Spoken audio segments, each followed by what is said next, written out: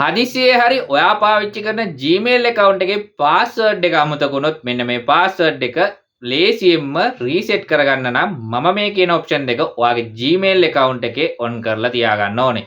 ඉතින් ඔයා තාමත් මගේ channel එක subscribe කරලා නැත්නම් දැම්ම channel එක subscribe කරන්න. ඒ වගේම මේ වැදගත් වීඩියෝ එක ඔයාගේ යාළුවන්ටත් share කරන්න.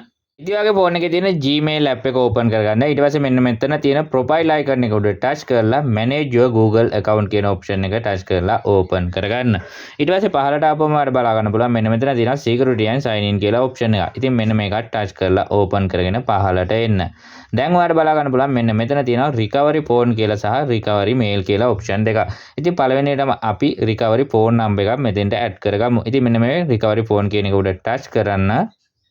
ඉතින් දැන් ඔයාගේ ෆෝන් එක අන්ලොක් කරන්න පාවිච්චි කරන පාස්වර්ඩ් එක ඉල්ලනවා. ඉතින් ඔයා මෙතෙන්දී ඒ පාස්වර්ඩ් එක දීලා මේක අන්ලොක් කරගන්න.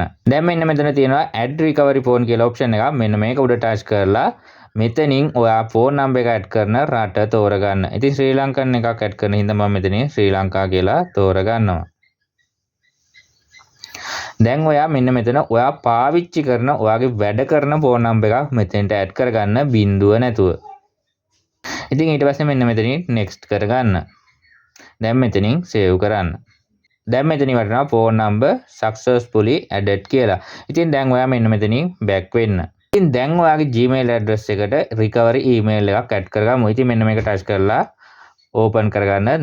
දැන් මෙන්න මෙතන තියෙනවා add recovery email කියලා option එකක්. මේක touch කරලා open කරගෙන ඔයාගේ නොවන ඔයාගේ ගෙදර කෙනෙක්ගේ email address එකක් මෙතන දෙන්න පුළුවන් නම් ගොඩක් හොඳයි. ඉතින් එහෙම නැත්නම් ඔයාගේම email address එකක් මෙතෙන්ට දෙන්න.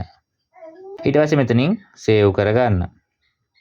ඉතින් මෙන්න මේ විදිහට save දුන්නාට පස්සේ ඔයාගෙන් verification code එකක් ඉල්ලනවා. ඉතින් මෙන්න මේ verification code එක එන්නේ ඔයා recovery email address එක විදිහට දුන්න email address එකට. ඉතින් ඔයා කරන්න ඕනේ ඒ email account එක open කරගෙන ඇවිල්ලා තියෙන recovery code එක මේ විදිහට type කරගන්න.